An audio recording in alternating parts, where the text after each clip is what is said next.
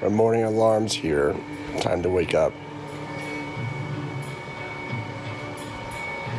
Every morning, he comes in, wakes me up, and we watch Scooby-Doo for about an hour.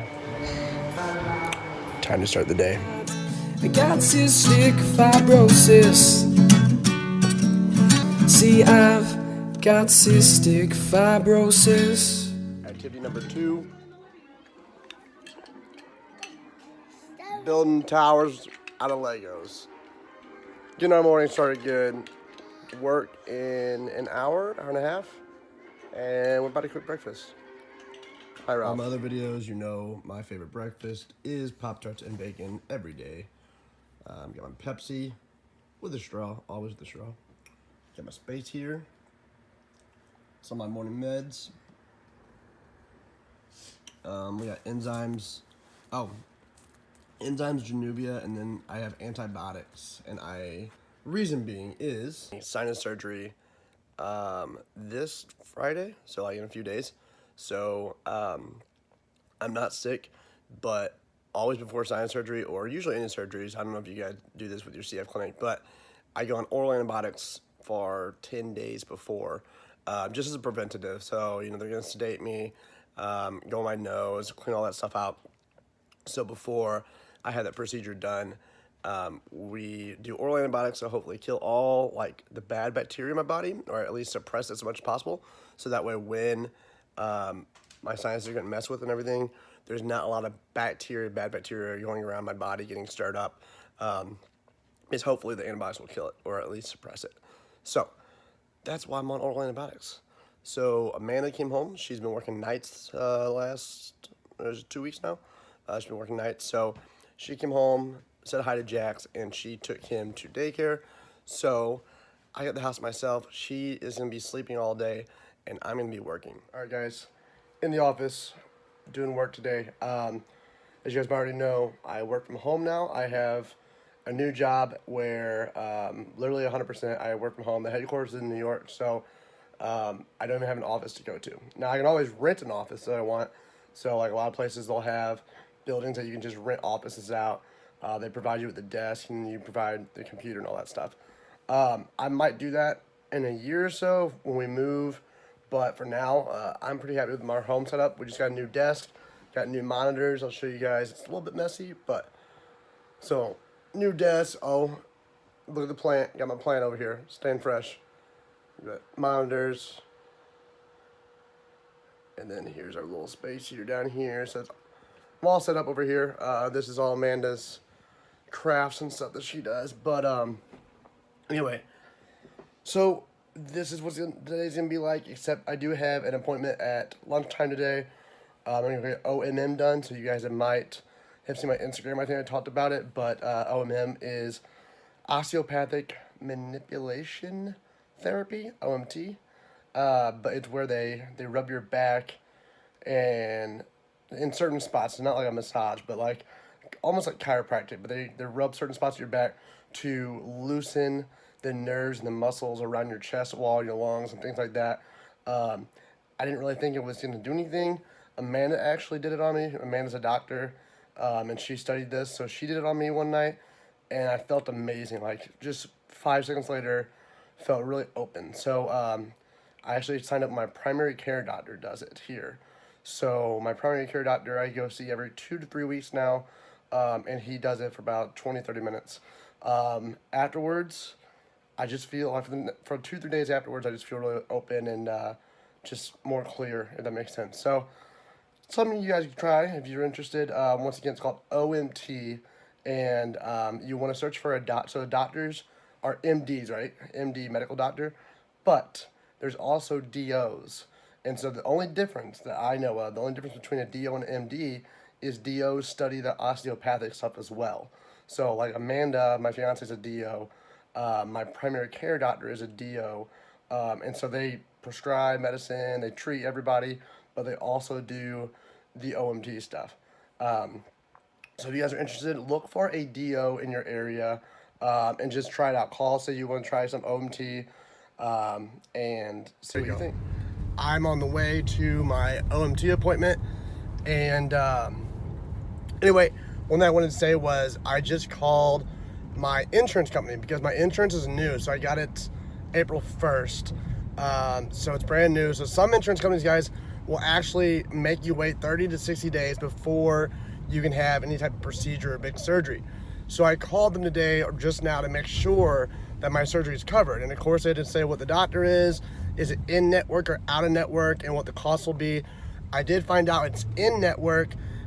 It will be covered after I meet my deductible, which is $1,300 something dollars.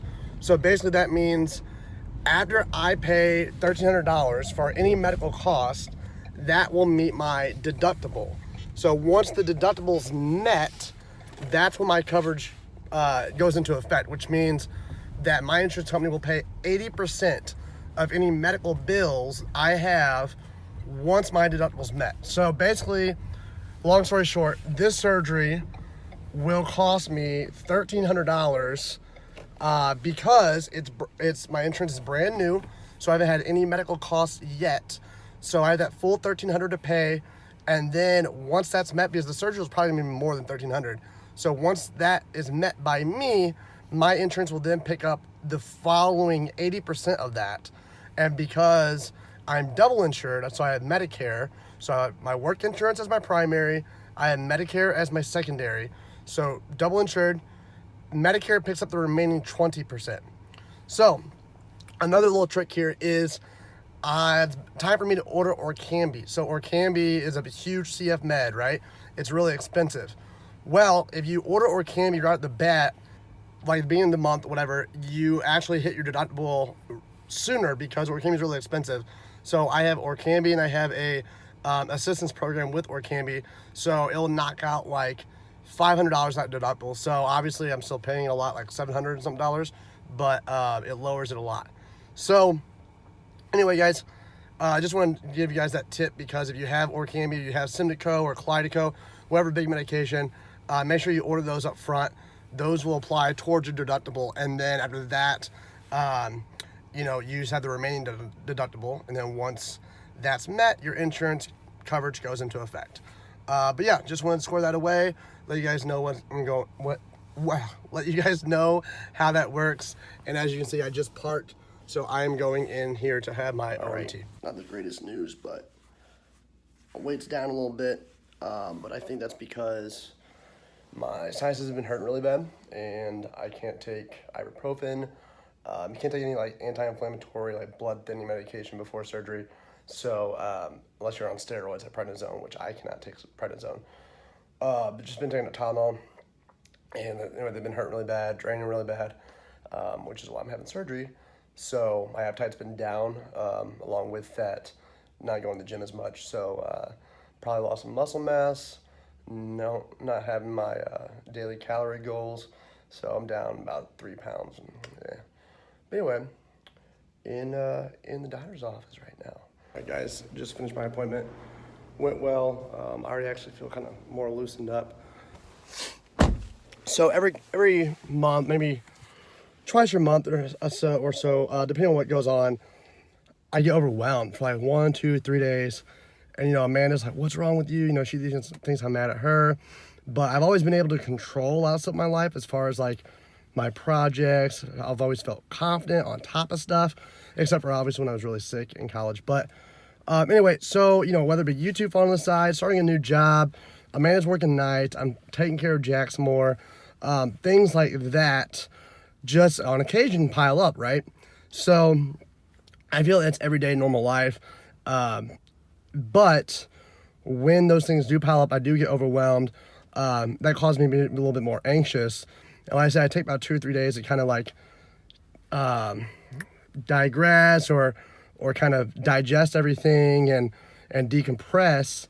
And so anyway, that's what brought that conversation about anxiety and, do we need medication for it? And I'm someone that doesn't want to be on a daily medication for it. And so anyway, we're kind of talking about options and if there's anything that we need to do in that situation, because if you are overly anxious at certain times and you can't breathe, will that throw you into an exacerbation? And kind of we were talking about that today. So anyway, be interesting to know what you guys do if you have anxiety medication, if you have anxiety at all, or if you guys see this a lot with, respiratory problems. But anyway, that was that. So now I'm gonna stop. I'm gonna get some Burger King because I love me some Burger King. Came home and everyone is sleeping. So Jax is napping, Amanda's napping before work. So I'm gonna eat my lunch and get back to work. Don't got much going on for work though. Been reading over packets for work and a lot of papers. Normally I work on the computer, but I'm reading over a lot of packets, getting used to the app, what it does, playing around with the app that I'm working on, kind of knowing the ins and outs. On top of that, it is Missouri in April, and we are getting rain and hail. It is ridiculous. This weather is freaking stupid. It either snows, or it's sunny, or it rains. And sunny is like once a month. The hail's melting as soon as it hits the ground. Yeah, it's been like a typhoon, this whole month of March and April. It's been ridiculous. So, not a lot of motivation when it comes to working on stuff when it rains outside. But it's really cool because the office I have upstairs, my window looks back on this wall. So like that wall has all types of deer that walk across it. There's a groundhog we named Pete, and Pete climbs in and out of the holes of that wall. So those keep me entertained when I need a break from work. But but yeah, I'm actually gonna try to tame Pete. Have you guys ever fed a groundhog? I'm gonna try to put food out and make him a domestic groundhog. But we'll see what happens. He looks cool though. Looks like a cool dude. All right, tonight is not going nearly as smoothly as last night. We got a big mess. We're playing with Legos. Jack's had a lot of Easter stuff, so that was his Easter basket.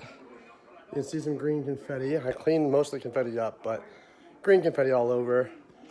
We got Ice Age we already watched. Now we're watching How to Train Your Dragon. The dogs want attention all the time. The other dog's outside. Oh, you guys, your dogs do this, but Jax and I will be playing on the floor. The dogs get jealous, and they sit in the middle of our laps. Whatever I'm doing has to be between me and Jax, and just lays there. So they get in trouble a lot because me and Jax would try to be playing Legos and build towers, and Ralphie, here's Ralphie, and then Remy's outside, but constantly, everyone wants attention. So I'm the play buddy for everybody in the house. All right, so put Jax to sleep. Went well. We read. This kid loves Halloween. I put him to sleep, and he always has to read a book before he goes to sleep. He always picks out a Halloween book. So we read something about a haunted mansion tonight. It's like a rhyming book, kind of cool. Anyway, I'm actually pretty tired tonight, so put him to sleep, worked on the computer a little bit more, and now I'm wrapping up my night. I'm going to start my bedtime treatments. So first one is going to be albuterol, and then the second one is going to be Pulmozyme, and then along with that, I'm going to use the Cornet.